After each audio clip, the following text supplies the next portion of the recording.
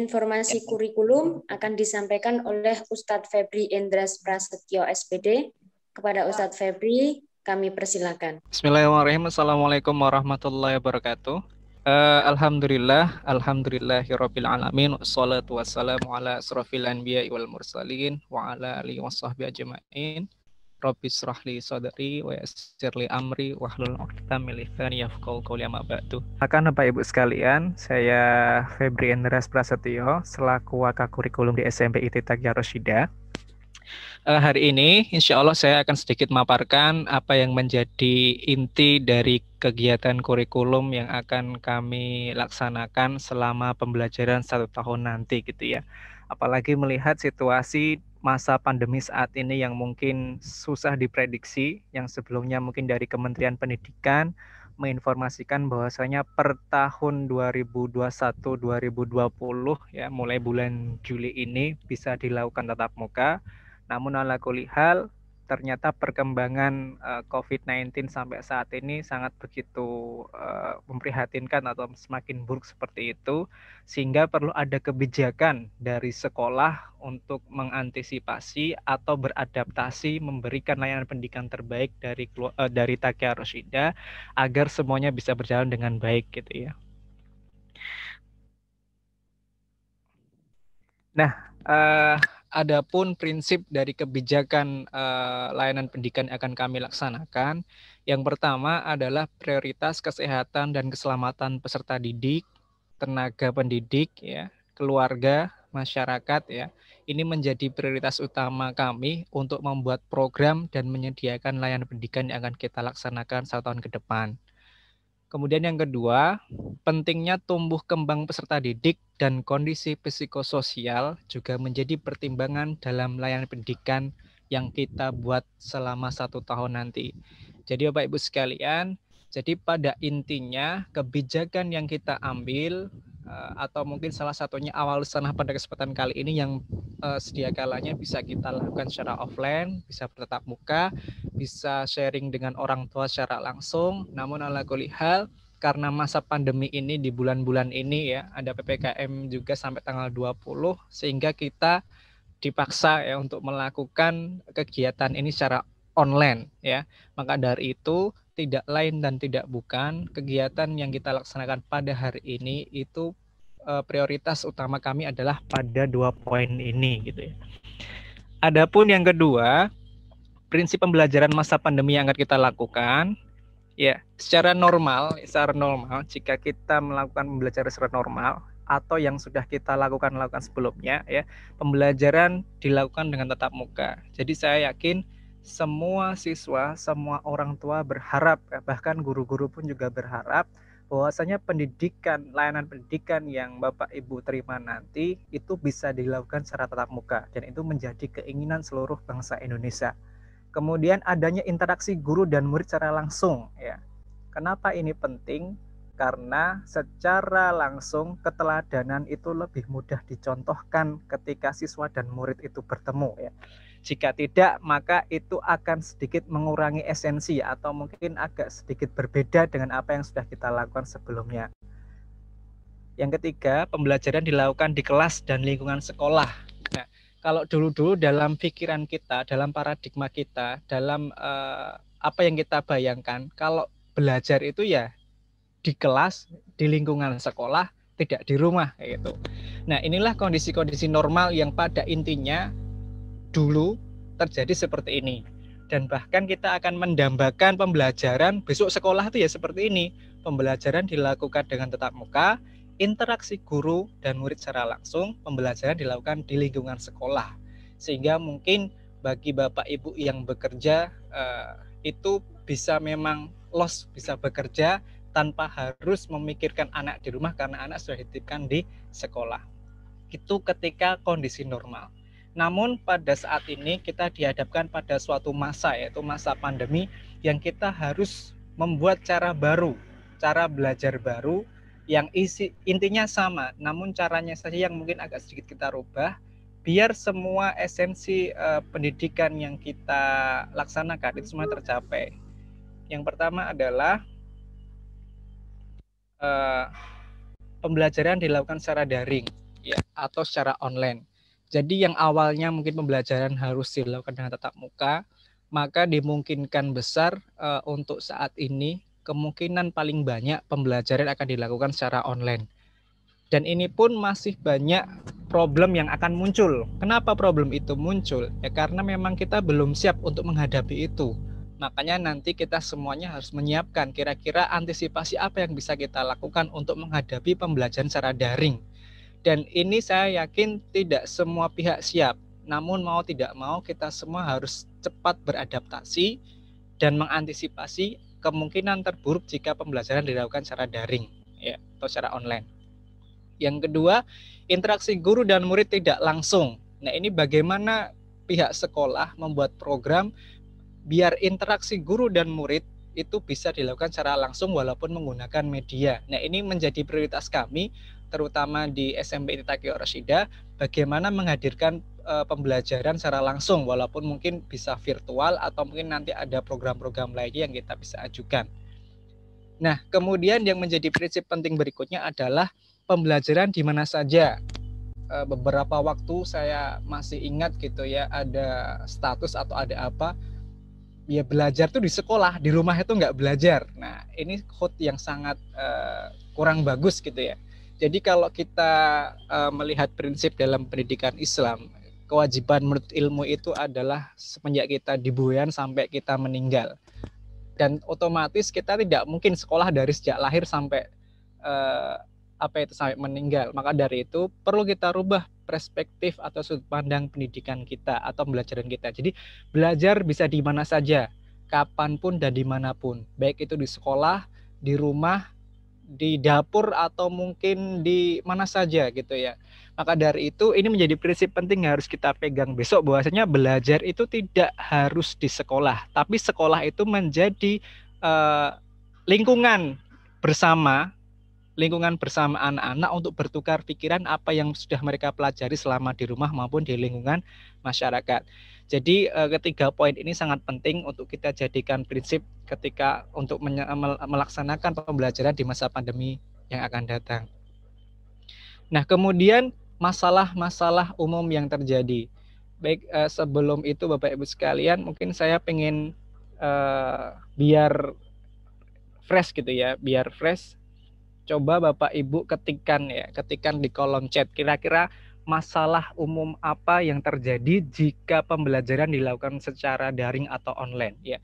Mungkin saya butuh waktu 1 menit ya untuk melihat kira-kira apa yang Bapak Ibu pikirkan ketika pembelajaran dilakukan secara online. Baik, mungkin bisa diketikkan di kolom chat 1 menit saja Bapak Ibu sekalian. Monggo.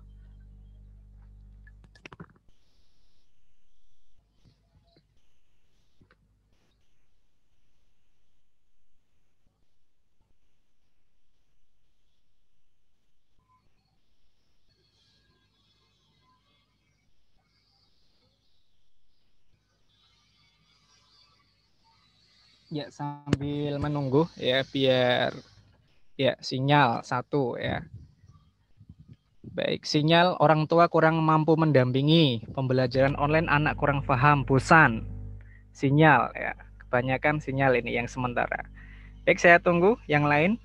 Masih ada waktu beberapa detik sambil sedikit menyurvei kira-kira apa sih kendala utama yang Bapak Ibu rasakan kayak gitu ya.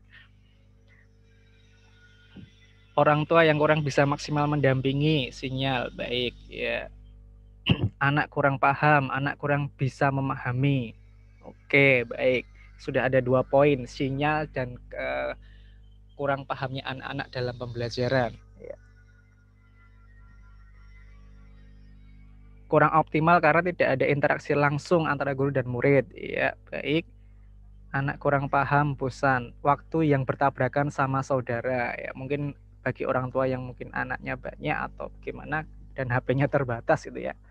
Sinyal anak kurang paham. Baik. Baik, dari beberapa poin yang sudah masuk Bapak Ibu sekalian, ini saya tangkap terkait dengan kendala masa pandemi ya, kendala pembelajaran masa pandemi. Di antaranya sinyal, kemudian anak kurang paham ketika belajar, kemudian mungkin manajemen waktu ya. Nah, ini beberapa sudah saya rangkum dari apa yang sudah terjadi selama 2 tahun ini. Yang pertama adalah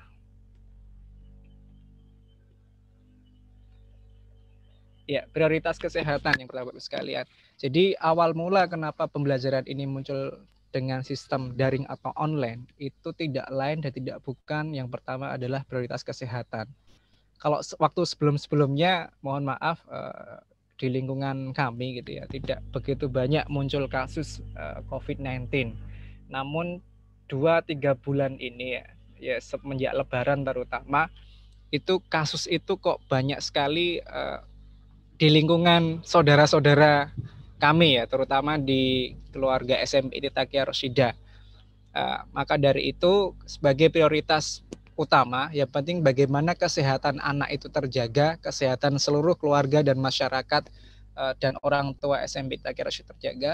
Maka dari itu kita harus ambil alternatif solusi terlebih dahulu. Walaupun solusi ini bukan solusi yang final ya, atau solusi yang akhir. Cuma ini sementara waktu, semoga pandemi ini segera berakhir. Maka dari itu prioritas kesehatan menjadi tolak ukur kami untuk menyelenggarakan pendidikan secara langsung. Yang kedua adalah partisipasi belajar rendah. Ya, beberapa waktu sebelumnya, evaluasi 1 tahun yang lalu, pembelajaran kita lakukan secara daring, shifting juga, ya, itu banyak sekali kendala. Ya, sudah kita survei ada berapa anak yang sudah pegang sendiri HP-nya, ada juga anak yang memang HP-nya itu untuk join, dalam arti satu keluarga hanya beberapa HP sehingga harus join. Kemudian ada juga yang anak emang sengaja tidak diberikan HP oleh orang tua karena memang orang tua khawatir kalau anak dikasih HP nanti seperti apa. Nah, untuk menghadapi masalah ini, yang pertama yang perlu kita lakukan adalah masalah komunikasi ya Bapak Ibu sekalian. Komunikasi dengan sekolah. Karena beberapa waktu yang lalu ada anak, ternyata kita selidiki, kita telusuri, anak sudah dikasih HP, tapi ketika pembelajaran kok nggak pernah nongol ya. Nah, ini kemana? Nah, sedangkan anak yang tidak diberi HP oleh orang tua, biasanya kendalanya tidak bisa ikut pada jam itu, namun karena ada komunikasi yang baik, maka biasanya orang tua, mohon maaf Ustadzah, mungkin dari jam sekian sampai jam sekian anak saya tidak bisa ikut belajar sesuai jadwal. Mungkin nanti setelah saya pulang kerja, saya akan berikan informasinya. Itu juga ada. Ada juga yang memang tidak ada komunikasi sama sekali. Jadi kita pihak sekolah juga nggak tahu ini anak kemana ya, ini anak ada apa ya. Nah, maka dari itu nanti jika ada apa-apa, jika ada kendala dalam kondisi belajar, tolong dikomunikasikan dengan pihak sekolah. Insya Allah pihak sekolah itu sangat terbuka sekali apapun kondisi yang terjadi, karena kita tidak bisa memastikan semua keluarga sama. Insya Allah kita fleksibel seperti itu ya. Nah, kemudian kondisi anak dan keluarga yang berbeda, ini tadi yang sudah masuk poin berikutnya. Jadi kami sudah mengevaluasi beberapa waktu yang lalu, yang terjadi ada anak yang memang sudah dipegangi HP sendiri, sehingga kadang ada juga memang orang tua lost doll gitu ya, udah dikasih HP, tahu jamu belajar mas. Nah, tapi ternyata ditelisik orang tua tidak tahu apakah anak saya belajar atau tidak gitu ya, malah gurunya yang diminta untuk menginformasikan juga ke orang tua. Nah, ini kan kita juga agak bingung. Ternyata kita tidak hanya mengedukasi anak tapi mengedukasi orang tua juga. Nah, kami harap nanti ke depan kita bisa ada komunikasi efektif gitu ya, baik orang tua maupun pihak sekolah. Sekali-sekali bisa dicek HP-nya, anaknya tadi ikut belajar atau enggak, atau ikut presensi atau enggak, kayak gitu. Yang kedua, yang keempat, fokus belajar terbatas seperti yang sudah jenengan keluhkan. Anak kurang begitu paham Ustadz, anak tidak paham Ustadz karena tidak ketemu sama Ustadz-Ustadzah. Nah, sekali lagi Bapak Ibu sekalian, karena ini pembiasaan baru ya. Kebiasaan kita kalau belajar dulu ya ketemu sama Ustadz-Ustadznya, ada buku, kemudian Ustadz-Ustadznya menerangkan secara langsung. Nah, pada masa ini kita tidak bisa melakukan atau belum bisa melakukan hal ini. Maka dari itu kita perlu pembiasaan, kita harus beradaptasi ya. Memang pemahaman untuk memahami yang dengan metode yang berbeda itu memang agak susah karena kita belum terbiasa. Namun semoga hal ini menjadi ikhtiar kita untuk tetap bisa memberikan pelayanan pendidikan dengan baik kayak gitu. Maka dari itu nanti butuh kerjasama baik orang tua maupun pihak sekolah ya untuk meningkatkan fokus belajar anak. Pengawasan siswa dalam belajar terbatas. Ya, seperti yang sudah saya gambarkan di awal, beberapa anak yang diberikan HP sendiri ternyata tidak menjamin bahwa anak akan berpartisipasi belajar dengan baik. Maka dari itu kita perlu partisipasi semua pihak agar pembelajaran bisa berjalan dengan baik seperti itu. Artinya apa? Semua pihak dapat mengawasi terjadinya pembelajaran yang sudah ada. Maka dari itu kami berikan beberapa solusi alternatif, walaupun solusi ini tidak menjamin semuanya bisa menjawab masalah kita, ya. Yang pertama adalah mengikuti protokol kesehatan yang ada. Jadi kami sekolah baru juga, kami masih diawasi juga oleh Dinas Pendidikan, maka selama penyelenggaraan pendidikan pun harus berkoordinasi dengan Dinas Pendidikan Sukoharjo. Maka dari itu kami mohon dengan sangat dan kami meminta maaf sebesar-besarnya, di awal kegiatan pembelajaran ini kami belum bisa menyelenggarakan pendidikan secara langsung atau tatap muka. Namun kami tetap berusaha dengan sepenuh kemampuan kami untuk bisa menyelenggarakan pendidikan secara langsung walaupun dengan metode shifting seperti itu. Kemudian membangun motivasi belajar semua pihak. Jadi Bapak Ibu sekalian, masa pandemi ini perlu motivasi semua pihak, ya.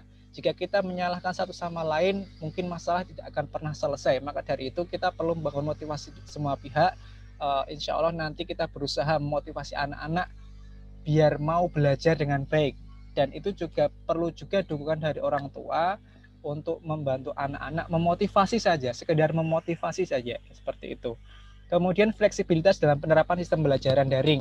Jadi selama 1 tahun kemarin, kami sebenarnya sangat fleksibel sekali.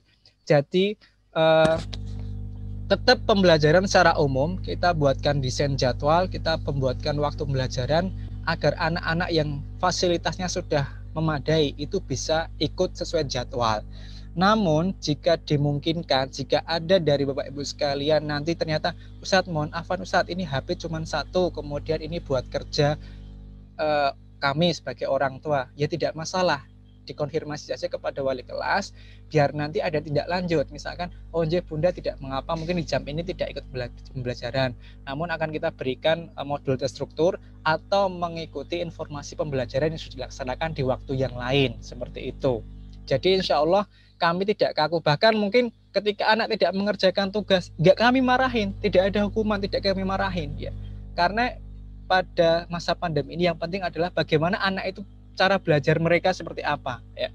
Kalau misalkan dibandingkan Google sama ustadz-ustadzah di sini, saya yakin Google lebih pintar daripada ustadz-ustadzah di sini. Jadi kalau mungkin anak nilai 100 ketika masa pandemi itu biasa, karena mereka bisa cari di Google seperti itu. Namun bagaimana kita bisa menanamkan adab selama pembelajaran daring, itu yang mungkin perlu kita perlu kita pikirkan seperti apa kira-kira anak dalam belajar selama masa pandemi seperti ini, kayak gitu. Kemudian yang terakhir, bersama membangun esensi belajar siswa yang optimal. Jadi Bapak Ibu sekalian, kami tidak menargetkan secara kurikulum anak harus pintar di semua bidang, tidak selama pandemi ini. Bahkan anak harus paham di semua mapel, tidak, ya. Kami hanya ingin bagaimana anak-anak ini tumbuh kembangnya sesuai proses, gitu ya. Jadi makanya besok Bapak Ibu sekalian jangan terlalu mengkhawatirkan nilai anak saya jelek, enggak, ya.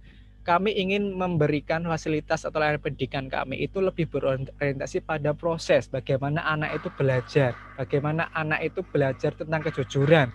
Jadi kalau mungkin nilainya jelek, kalau misalkan di total keseluruhannya bisa jadi nilainya kurang bagus, namun ternyata anak memiliki cara belajar yang lebih baik, ya. Itu yang akan lebih kami prioritaskan, walaupun mungkin hasil dari pembelajaran juga kami menjadikan evaluasi seperti itu. Maka dari itu bagi siswa dan siswi tidak usah takut kok ada tugas banyak, nggak bisa, tanyakan ke ustadz-ustadzah. Insya Allah ustadz-ustadzah itu bersedia memberikan jawaban, ya. Jadi teman-teman yang mungkin saat ini menyimak, siswa-siswa sekalian, tidak usah takut atau mungkin ragu tanya sama ustadz-ustadzah, ya. Evaluasi 1 tahun kemarin yang kami bingungkan adalah anak-anak nggak paham tapi nggak nanya, padahal media sudah ada, grup WhatsApp juga ada, nomor ustadz-ustadzah juga sudah tersedia, tapi nggak nanya, ya. Kemudian akhir-akhir baru kelibukan, akhirnya 1 malam tugas baru dikerjakan dan sebagainya, kemudian ngeluh tugasnya banyak. Ya karena manajemen waktunya kurang bagus seperti itu. Maka dari itu perlu membangun esensi belajar bersama sehingga kita bisa menciptakan kondisi pendidikan yang baik. Yang terakhir, komunikasi efektif dengan semua pihak. Jadi Bapak Ibu sekalian, masa pandemi ini saya yakin banyak sekali masalah yang kita hadapi, baik dari keluarga Bapak Ibu sekalian, pihak sekolah, anak-anak juga. Maka dari itu mari kita komunikasikan semuanya agar tujuan pendidikan kita bisa tercapai secara bersama-sama. Ya. Kemudian yang berikutnya, mari beradaptasi. Ya, saya yakin hal ini sangat berat bagi kita. Maka dari itu, saya minta semuanya untuk bisa beradaptasi. Mungkin karena sebelumnya mungkin orang tua sudah sibuk banting tulang cari uang untuk menghidupi kehidupan rumah tangga, untuk menghidupi kehidupan sekolah. Maka dari itu, kita semuanya harus beradaptasi. Mungkin harus sedikit meluangkan waktunya untuk anak, teman-teman yang mungkin sebelumnya belajar di sekolah, sekarang harus belajar di rumah, harus semangat, harus tenanan kayak gitu ya. Karena orang tua sudah bersusah payah mencari uang, tapi kalau teman-teman belajarnya seenaknya dewe, saudara dewe, kasihan orang tua ya. Di sini Ustazah juga berusaha semaksimal mungkin agar bisa memberikan pembelajaran kepada teman-teman kayak gitu. Nah, kemudian ini terkait dengan layanan pendidikan sekolah yang akan kita laksanakan, Bapak Ibu sekalian, biar nanti Bapak Ibu yang sudah memberikan HP kepada Anda itu bisa mengontrol ya. Jadi secara pembelajaran, sebelumnya kita lakukan pembelajaran secara full day dari jam 7 sampai jam 15. Kemudian pembelajaran dilakukan secara offline tatap muka, pembelajaran secara langsung, program sekolah dilakukan secara langsung juga. Tapi masa pandemi ini, mohon maaf, kemarin kami juga sudah disemprit oleh pihak dinas gitu ya. Jadi untuk pembelajaran, mohon maaf, nyuwun sewu, kami belum bisa melakukan pembelajaran secara full day. Namun secara konsep, tetap pembelajaran akan dilakukan secara full day gitu ya. Nah, yang pertama untuk pembelajaran terjadwal, artinya anak berinteraksi langsung dengan guru, tatap muka secara virtual dan lain sebagainya, itu dilakukan dari jam 7 sampai jam 12. Jadi Bapak Ibu sekalian, jika anak ada alasan ini Ustadz, ini loh Bu, aku tuh lagi belajar daring, tapi kok menemui itu di luar itu, misalkan di jam 12 sampai jam 3 atau jam 4, bisa jadi itu dipastikan bukan pembelajaran dari kami ya, bukan pembelajaran dari kami, kecuali mapel tahfidz ya, kecuali mapel tahfidz jika dimungkinkan, karena tahfidz itu kan program utama kita juga. Jika anak itu kan biasanya ada anak yang sangat semangat banget sehingga Ustadzah saya mau setoran jam sekian, jadi ketika ada waktu longgar tuh pengennya setoran. Nah itu juga nggak apa-apa. Cuman ketika di luar jam 7 sampai jam 12, mohon nanti anaknya ditanya, tadi kamu ngapain Mas, kayak gitu. Karena beberapa waktu yang lalu kejadian, alasannya anak itu daring, tapi ternyata nge-game kayak gitu. Itu kan kita yang jadi kambing hitam. Maka dari itu nanti di jam ini mohon kesediaannya Bapak Ibu sekalian untuk bisa memberikan fasilitas kepada Ananda untuk belajar secara daring. Tapi bagi Bapak Ibu yang mungkin mengalami kendala fasilitas, terutama dalam proses pembelajaran daring, tolong dikomunikasikan dengan pihak sekolah. Insya Allah kami terbuka untuk hal ini. Jadi tidak saklek, Ustadz ini harus ikut online ya Ustadz ya. Jika memang kondisinya tidak memungkinkan, bisa dikomunikasikan dengan sekolah, sehingga nanti sekolah bisa memberikan treatment atau langkah-langkah khusus kepada siswa yang memang tidak memungkinkan belajar secara daring seperti itu ya. Kemudian yang berikutnya, kegiatan dilakukan secara online, artinya sementara ini saya baru bisa memberikan kepastian sampai tanggal 20 nanti kami akan menyediakan layanan pendidikan secara daring sementara ini, karena memang dari Dinas Pendidikan Sukoharjo menganjurkan demikian. Nah, adapun media pembelajaran yang kita gunakan, yang pertama adalah media WhatsApp. Saya yakin semua orang tua, semua anak punya media WhatsApp. Jadi, komunikasi utama kita sementara ada di WhatsApp. Jadi, informasi tercepat yang kita sampaikan pertama adalah melalui WhatsApp. Kemudian, untuk menunjang pembelajaran agar pemahaman siswa itu lebih baik, maka kita sediakan layanan Zoom meeting nanti sesuai dengan guru mapel masing-masing. Nah, atau bisa Google Meet jika memang mengalami kendala, Ustadz Zoom meeting rumit Ustadz, nanti monggo bisa dikoordinasikan atau bisa dikomunikasikan dengan Ustadzah mapel masing-masing dengan Google Meet. Kemudian atau bisa menggunakan modul pembelajaran terstruktur. Hal ini dilakukan agar anak tidak terlalu berorientasi pada HP terus. Maka kadang nanti kita minggu-minggu tertentu, kadang kita online, kadang kita luring atau luar jaringan, atau kadang kita memang berikan pembelajaran terstruktur biar anak tidak terlalu kecanduan terkait dengan HP. Nah, kemudian terkait dengan program sekolah lain-lain, baik penanaman karakter, pembiasaan adab Islami, kemudian kami akan memberikan mutabaah secara online. Dan informasi ini akan kita sampaikan kepada orang tua juga, sehingga nanti kita bisa membangun sinergi bersama, baik antara orang tua dan sekolah, agar program-program sekolah yang kita sudah buat bisa berjalan dengan optimal, seperti itu. Nah, kemudian kami informasikan juga secara rinci untuk kegiatan pembelajaran dari awal sampai akhir ya. Jadi Bapak Ibu sekalian, dari jam 7 sampai jam 8 itu nanti kegiatan siswa ya, mulai mungkin dari Senin besok, karena mungkin nanti 3 hari ke depan mungkin ada MPLS dulu, mungkin nanti ada materi atau kegiatan yang akan di-share oleh wakil kesiswaan ya. Tapi secara umum kegiatan kita nanti selama pandemi ini yang pertama dari jam 7 sampai jam 8 yaitu pembiasaan adab Islami ya, meliputi sholat duha, dzikir pagi, Asmaul Husna dan tilawah. Insya Allah nanti coba kita desainkan kurikulumnya sehingga kami cuman perlu orang tua hanya membantu aja, memonitoring aja. Mas, tadi kamu sudah melaksanakan ini, itu ada sudah cukup ya, sekedar menanyakan kepada Ananda. Walaupun Ustadz-ustadznya juga akan menanyakan juga. Jadi istilahnya mengkonfirmasi apakah anak sudah melakukan atau belum ya. Karena kalau di sekolah kan dulu biasanya ada program ini bisa kita awasi secara langsung. Namun karena pembelajaran di rumah, maka kita perlu sinergitas antara orang tua dan pihak sekolah. Kemudian jam 8 sampai jam 9 ini mata pelajaran pertama. Jadi karena instruksi dari dinas tidak boleh melakukan pembelajaran lebih dari jam 12, artinya pembelajaran dilakukan setengah hari, maka dari itu kami harus mendesain pembelajaran biar semuanya bisa berjalan seperti apa. Maka dari itu untuk pembelajaran 1 hari itu siswa akan mendapatkan 3 mata pelajaran minimal kayak gitu ya. Nah, kemudian nanti pembelajaran semuanya akan berakhir pada 11.30 seperti itu. Jadi nanti jam 12 siswa bisa melakukan sholat duhur dan kegiatan makan siang dan lain-lain. Nah, mohon maaf Bapak sekalian, ini jam-jam pembelajaran dalam arti karena tidak cukup kalau misalkan 1 jam hanya untuk menjelaskan dan mengerjakan tugas, tidak cukup kalau misalkan ada evaluasi tertentu. Maka kadang mungkin anak akan diberikan tugas terstruktur yang mungkin sesuai dengan proporsinya dan bisa dikerjakan ketika jam-jam wajib belajar. Maka dari itu nanti pihak sekolah akan memonitoring di jam-jam wajib belajar. Jadi 3 jam berikutnya, jam 1 sampai jam 5 biasanya kalau secara normal. Tapi kalau secara masa pandemi, kami akan memutabaah Ananda ya. Nanti dibantu orang tua sambil mengingatkan atau mengonfirmasi apakah anak benar-benar belajar di jam ini, yaitu jam 6 sore sampai jam 9. Mohon dipastikan anak-anak menggunakan jam ini untuk jam belajar. Adapun kegiatannya diantaranya intinya adalah menjalankan sholat wajib baik maghrib maupun isya, dzikir petang, tilawah dan belajar. Nah, intinya kegiatan ini seperti itu. Nanti secara terstruktur akan kami bikinkan mutabaah dan agar dibantu wali kelas juga untuk memonitoring.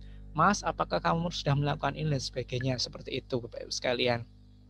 Nah, kemudian yang terakhir, persiapan apa di masa pandemi ini yang perlu kita lakukan, terutama untuk siswa-siswiku sekalian. Yang pertama adalah mari kita tumbuhkan niat karena Allah Subhanahu wa taala. Ya, karena pada hari ini kita diberikan pandemi seperti ini oleh Subhanahu wa taala untuk melihat kembali niat belajar kita. Kita itu belajar untuk ilmu itu niat karena orang tua menyekolahkan kita, apakah memang ada niat yang lainnya seperti itu. Kalau misalkan orang tua kita meniatkan kita untuk bersekolah, ya mungkin kita akan sekolah. Tapi cuman masa pandemi seperti ini, bagi siswa-siswa sekalian yang mungkin orang tuanya bekerja di rumah, mungkin tidak ada orang tua, harus belajar online, ustadz-ustadzah mengawasi dari di luar HP seperti itu. Nah, itu gimana? Makanya tidak ada cara yang lebih baik kecuali kita meniatkan diri belajar karena Allah Subhanahu wa taala. Sehingga kita tahu, oh ternyata Allah mengawasi saya ketika belajar. Oh ternyata saya bohong nih, nggak belajar. Padahal orang tua sudah mengamanahkan, sudah memberikan HP, sudah memberikan fasilitas agar kita mau belajar. Yang kedua adalah sungguh-sungguh atau mujahadah.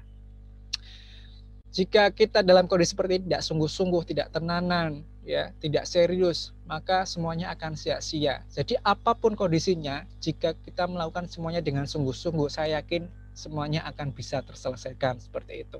Kemudian yang ketiga adalah sabar. Kita harus sabar menghadapi semua ini gitu ya. Sabar dalam menjalankan pembelajaran secara daring walaupun lebih susah pemahamannya, tapi seharusnya juga lebih enak. Kita lebih leluasa mencari materi, browsing dan sebagainya. Maka dari itu mungkin nanti lebih bagaimana cara belajar ananda yang kita berikan daripada anak paham A, B, C tapi tidak tahu cara mencari jawabannya seperti apa, seperti itu. Yang berikutnya adalah istiqomah. Karena sementara ini kita tidak bisa prediksi kapan pandemi ini akan berakhir, maka tidak ada cara lain yang tidak bisa kita lakukan kecuali istiqomah, yaitu berkelanjutan. Makanya apa? Kita kalau misalnya sementara ini masih daring, ya sudah, kita daring dulu sampai nanti kondisinya memang benar-benar bagus, maka kita akan cari cara yang lain agar bisa beradaptasi. Kemudian tawakal. Serahkan semuanya kepada Allah Subhanahu wa taala. Ya, sekali lagi, serahkan semuanya pada Allah Subhanahu wa taala. Mungkin cara kita kok nggak paham-paham ya Ustadz ya. Kita harus sabar, belajar tenanan. Kita ulangi terus sampai bisa kayak gitu. Dan jangan lupa berdoa sama Allah. Kita libatkan Allah dalam setiap urusan kita. Ya. Maka dari itu buat teman-teman yang nanti belajar selama pandemi, ini kegiatan baru, pembiasaan baru, maka teman-teman harus beradaptasi untuk masalah ini. Baik Bapak Ibu sekalian, mungkin itu dari kami selaku wakil kurikulum. Jadi intinya adalah karena ini masa pembiasaan baru dan otomatis pembelajarannya dilakukan secara online sementara ini, maka dari itu mari kita bersabar, mari kita berdoa kepada Allah Subhanahu wa taala agar pandemi ini segera berakhir gitu ya. Dan kita bisa melakukan pembelajaran dengan seperti biasa. Maka mungkin saya sedikit berpesan kepada kita semuanya, hari ini kita semua diminta merenung ya. Merenungkan semua yang terjadi dalam kehidupan kita. Masa pandemi ini membuat dunia pendidikan kalang kabut ya. Karena Allah ingin mengembalikan fondasi awal pendidikan kita bahwa pendidikan tidak sepenuhnya menjadi tanggung jawab satu pihak. Maka dari itu mari kita bersama-sama membangun pendidikan yang sepenuh hati sebagaimana surga yang kita rindukan di akhirat nanti. Mari kita bangun surga pendidikan di rumah kita, baiti janati, rumahku surgaku. Maka dari itu mari kita hadirkan pendidikan di rumah-rumah kita biar menjadi rumah yang kita rindukan nanti. Baik, demikian dari saya. Akhir kalam, billahi taufiq wal hidayah. Assalamualaikum warahmatullahi wabarakatuh. Waalaikumsalam warahmatullahi wabarakatuh.